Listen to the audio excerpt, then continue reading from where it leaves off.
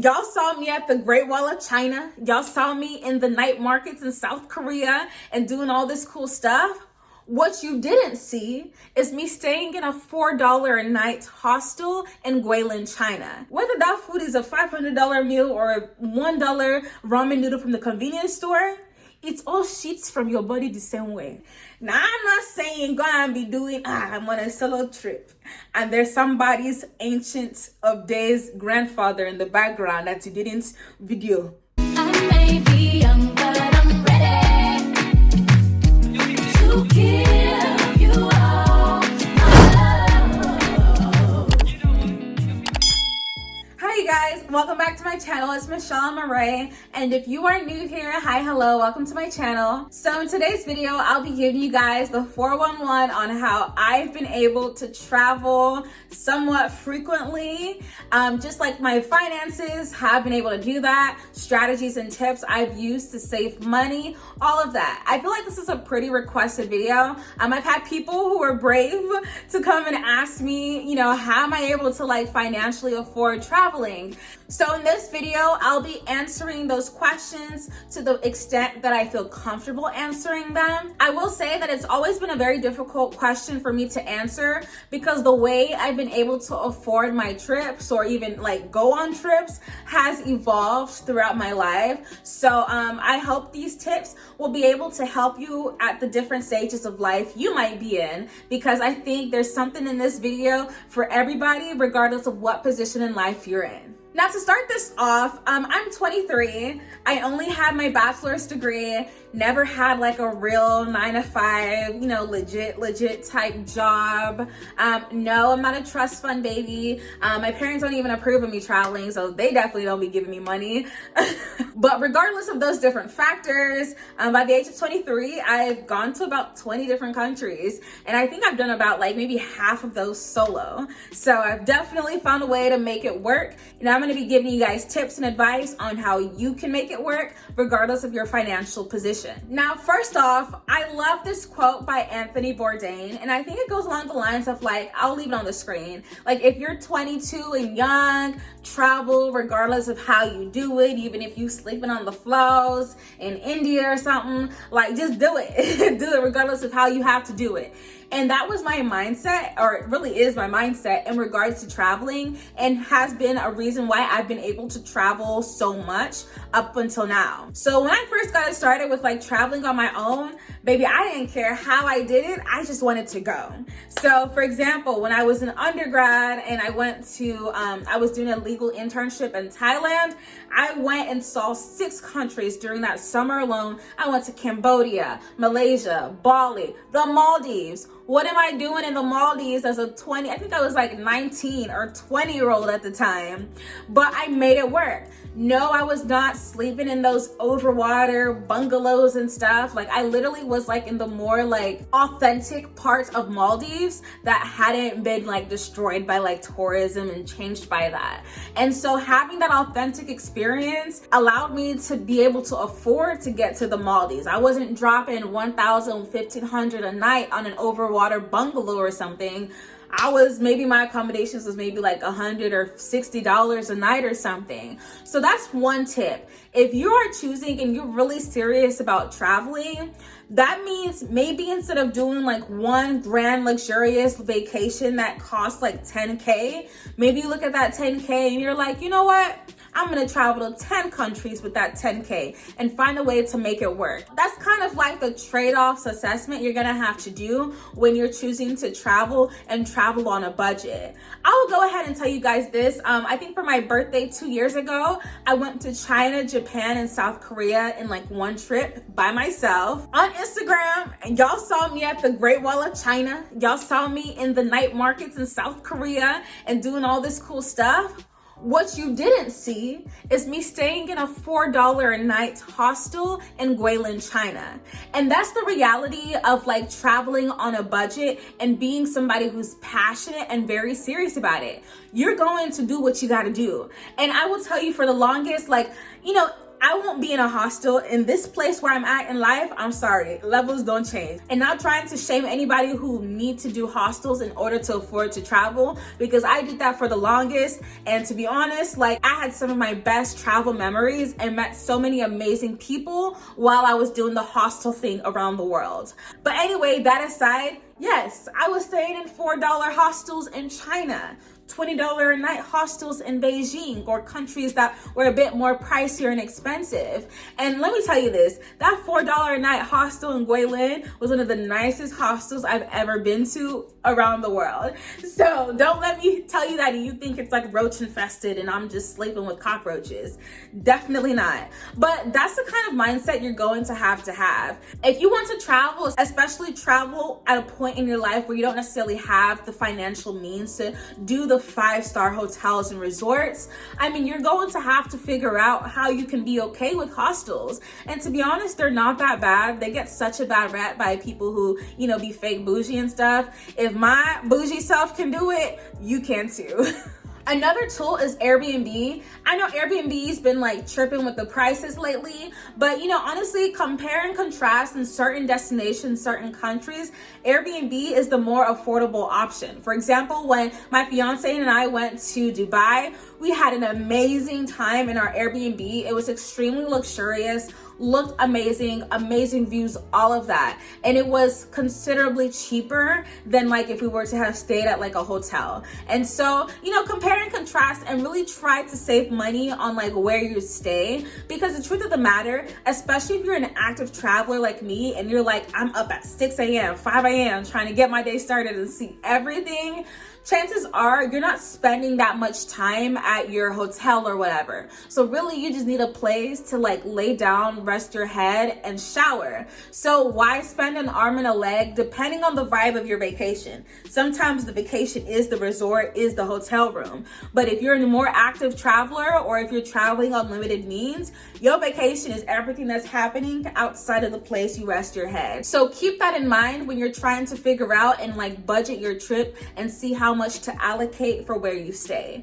And for people interested in hostels, I love Hostel World. That's a really great website. There's reviews and stuff. Make sure to read the reviews. If they all talking about cockroaches and infestation and stuff, run away. So definitely that's a great resource for finding out hostels to stay at. My next tip is in regards to food.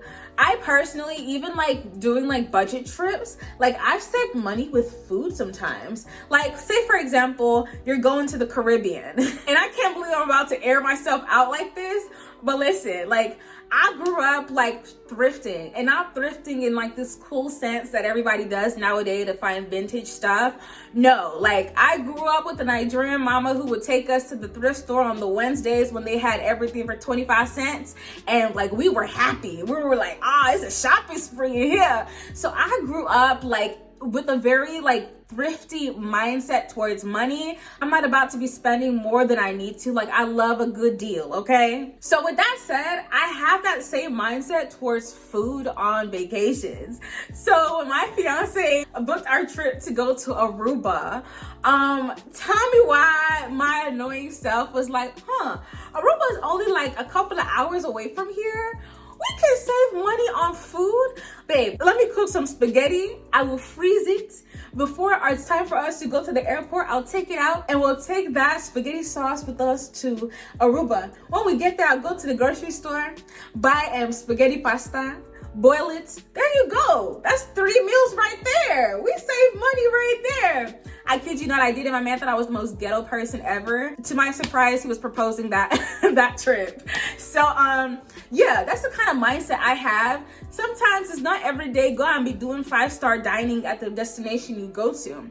Sometimes maybe if you allot like 1 meal a day where you go out to a nice restaurant, do the whole nice experience and stuff like that, do that. But every meal doesn't have to be an arm and a leg. I'll also say that during my hostel days, baby, I would be surviving off of like, you know, ramen noodles. Now don't get me wrong, Asia's pretty cheap. So you can go into like a 7-Eleven and get like, or even street food that's really great and it's for cheap. But like, let's say for example, I'm in a more pricey destination, I'm gonna go to the nearest convenience store and stock up on some ramen noodles. And it's not like I'm surviving off of it, but I'll use that to substitute some meals so that I can save some money and put that money towards, you know, my tours and my experiences.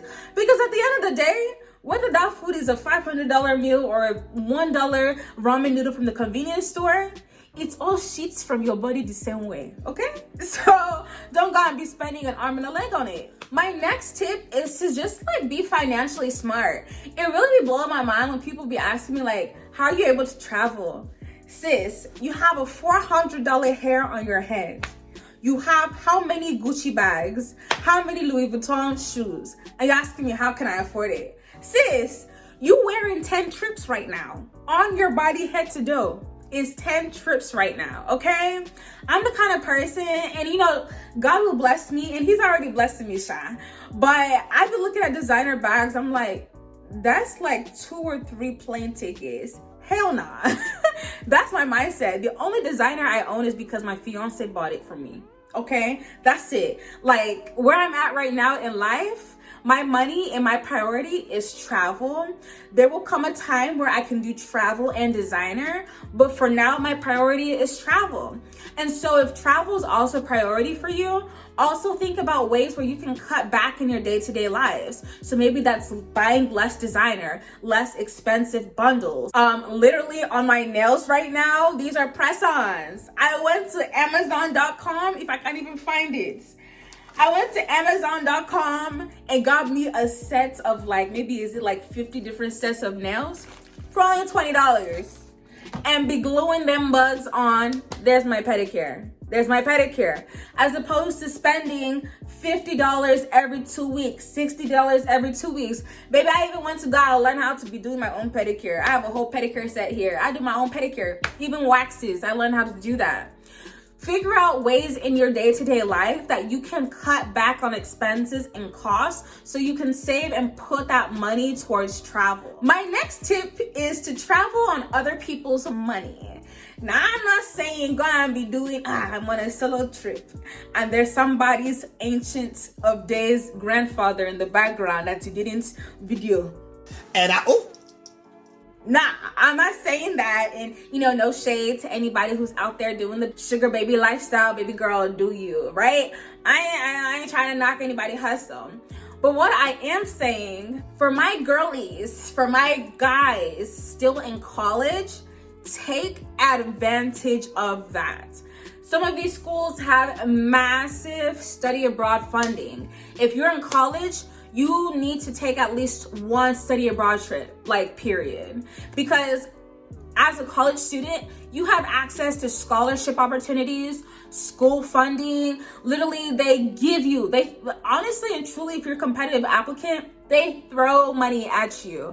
I studied abroad twice while I was an undergrad. Now, for my first trip, I was only a freshman. So I didn't really, I wasn't a competitive applicant for a lot of scholarship funding. So I did end up having to use loans to partially cover that trip.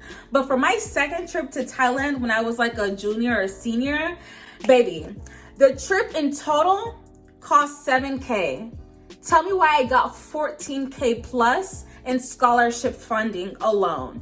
When I tell you I saw that money, I was like, now do I put half of that money to my student loans or go to Asia and wild out and travel everywhere I've ever wanted to travel? And of course I chose the latter. Baby, I had the time of my life that summer. I said, them loans, Biden will figure out something to do with them. But my time, my youth, this opportunity will never come back again. So I pocketed the extra money that I had because they released it. And I don't think it was illegal to do that. It wasn't my fault that I applied to all these scholarships and they gave me more than I ended up needing because all these people wanted to give me money. So I took advantage of that. And I took that money to go and travel my heart out. Like I said, I went to 6 different countries in Southeast Asia and I had the time of my life. As an adult who has graduated undergrad, college, you will never have that opportunity ever again. So take advantage of those experiences and those opportunities while you're in undergrad to study and to travel on other people's money, okay? Now I'm a scholar, but I do have my ways. So part 2 of traveling on other people's monies, I have traveled on other people's money while dating. And let me just go ahead and say this. Listen, do not be doing texting buddy with these men, okay? Ask me my favorite color on the plane to Dubai, on the plane to Bora Bora, okay? You can't be in Houston, Texas, blowing my phone up, asking me what am I doing, what's my favorite color, what's my favorite movie. Ask me those things on the plane to Dubai. Listen, dating too is a way that you can travel on other people's money. It's just a great opportunity to be able to get to know the person and, as a proper gentleman, pays and covers for your expenses, for everything. And you still have a great time on his dime. If you're dating somebody that happen to have the coin to fly you out, take advantage of it. I mean, be safe. All right, now my next tip is to take advantage of teaching abroad programs. And this is for people who have already graduated from undergrad and stuff. There are programs, and I'll go ahead and link above the program that I did prior to COVID, where you move to Spain to serve and work as an English teaching assistant. Out there, the government pays you and stuff. And I mean, they're not paying you the type of money where you balling and eating lobster all day, but it's enough to live on. And here's the thing, with traveling, one of the major expenses is air flight. And so for you to already be in a continent like Asia or Europe, literally within Asia, you can have flights to neighboring countries or train rides for $10, $15, $30. That's such a cheaper way to travel and see more with less money. So I would take advantage of that. If you were like me and had just graduated and you were I ain't ready for the real world, I ain't ready for bills and all that stuff, go ahead and find you a little program, fly abroad and go teach English out there and just have the time of your life for a year and travel on, government dime. And while you're there, you can make more money on the side by doing different services. You never know. And for example, from my Spain experience, what I wanted to do before I cut it short, prior to COVID too, my goal was to hit 30 countries by the time I started law school.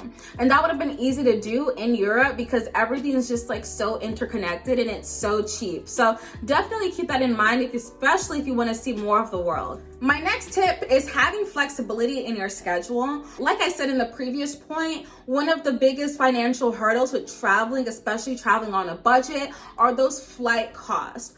Personally, it's the flight cost that choose my next destination, okay? It's very rare that I'm I want to go to such and such place. Let me go buy the ticket. It's more I be keeping track with different websites like Scott's Flights and stuff like that. And they're 400 round trip deal to Panama. Oh, guess I'm going to Panama. So I allow the flight prices to help me pick where I'm going next. That's how I ended up going to Guatemala out of nowhere. So definitely maintain a flexible schedule because that's the only way I'm able to do that, because it's usually set for that discounted price at a certain time. And to be able to do that for my lifestyle, when I graduated undergrad, I was I want the most basic, non-time consuming jobs possible. So I went and got me a job at Hooters. I worked at a Montessori for some time. Basically, I wanted jobs where I could really BS if I wanted to, make my money, and then put in my request for time off. And if they were to get stupid in their head and tell me I couldn't take the time off, just quit and get me another minimum wage, low skill type job again, so I have something when I come back. So that was my mindset. And that allowed me to be able to still have a source of income and save, but also take advantage of very cheap flight prices. So when I went to China, Japan, and South Korea, my flight was in the 500s for that round trip from Houston. So that's why I was able to make that work. But if I were to say, hey, let me go during high tourist season when, flight prices are high, I would easily be paying at least $1,000. So that's a great way to really take advantage of low flight costs. So how this point can apply to you, like I said, if you finish school or something, or you want to take a gap year, Take that time. That gap year will give you the ability to just get up and do what you want to do and just have the flexibility in your schedule to travel. So I definitely recommend that. And I will also link above my video that I made on my gap year experiences and just some tips and advice I have for people who are also considering that. Now, my next tip is to travel to places where your dollar goes further. And the place that sticks out the most to me is Southeast Asia. Southeast Asia is like dirt cheap. Like, oh my goodness, you could literally in Thailand and Bangkok, I was getting like my favorite meal for like $2. You could get pad thai for like $2. Like super cheap. So go to places where your money stretches further. In Bali, when I was traveling there, I was staying at like a 4 or 5 star hotel for $60 a night in Kuta. $60 a night is gonna give me the equivalent of Motel 6 in Singapore. So, you know, be mindful of where you're going if you really are traveling on a budget and want to maximize your money. And just to give you guys another example on this point, within China itself, when I went to China, Guilin, China is like a small city in China, but it's beautiful. Like, you should definitely go if you ever get the chance. My hostel was $4 a night, but in Beijing, my hostel sucks. Like, it was just so ugly, so disgusting, so cramped. I think it was about $20 or $30 a night. So if you're going to be staying, even doing the hostel thing in like bigger, more expensive cities, you'll still be paying more even if you're doing the hostel living situation. So if you still want like a comfortable travel experience, but still on the low, go to places that are less touristy, places that are not as expensive so that your money can go further. Now, my next tip, I feel some kind of way like saying it because it's not a tip that I like to use, but it's travel with a partner, I guess. If you want to like get like a room and stuff and be splitting with people, I personally will never do it ever again. Even if I were to go on a girls trip, I need my own room and bathroom and everything because I can't do that. But anyway, if you want to, you know, travel with other people and want to split and save money, you can do that by splitting costs. I look like I have a stank face on my face, I'm sorry. But you can do that by like traveling with other people. But if you're like me and it's very few people on this planet that you like enough to travel with, this is not a tip that you would want to use. Skip it. Solo travel, use hostels. My next tip is to utilize public transportation. I love this tip and I think it's so major. I love trying to figure out public transportation in different countries. And certain countries are so much more suitable for this. Like Asia, fantastic public transportation system. Some parts of Europe, fantastic public transportation system. And in the long run, you will end up saving so much money using public transportation as opposed to using a taxi. So prior to coming to these different countries, go ahead and research the transportation systems, get like the different passes and stuff that they have for tourists, and really use that as your primary means of transportation so that you can cut costs. My next tip is to fly budget airlines. I love Spirit, and we can fight on that point. I love Spirit. I love budget airlines. I love Ryanair, which is like the Spirit equivalent in Europe. I think Air Asia is like a budget airline in Asia. I love budget airlines. As long as I make it there, why should I care? Okay? Why should I care? And I know a lot of people say they hate these budget airlines because they charge you an arm and a leg for like your luggage and stuff. But I have a trick for getting past that. So when I'm on these budget airlines, I never, ever pay for extra luggage because they all tend to usually allow you to bring a personal bag. So I figure out a way to make all my stuff fit in it. And even if I have to, I will wear it. I will wear what doesn't fit, okay? And that's a great way to still take advantage of the super low prices for less. Literally, my first time ever flying first class is when I met my fiance. Like, and even then, before he booked the trips, even when he be booking it, I'm like, babe, look at the Spirit price. It's cheaper. He's the bougie traveler between us. But, you know, I'm learning. I'm trying to get a bit more comfortable with it.